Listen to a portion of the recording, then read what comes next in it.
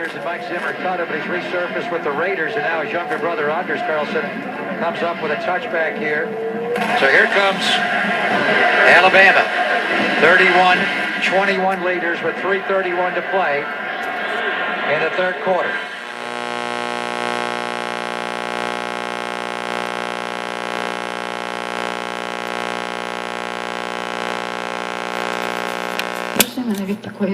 And in my heart, I always said, Lord, protect me from this kind of path.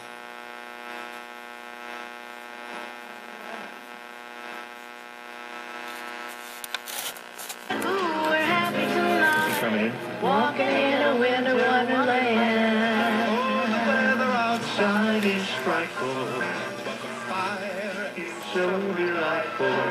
There's no place to... Counter run coming back left. Now see block into Auburn territory and dropped on the Auburn 40-yard line. Run that play a few more times. They can't stop it. When they run the counter, he takes one step right, comes back on the shotgun, and he's led by Jacobs.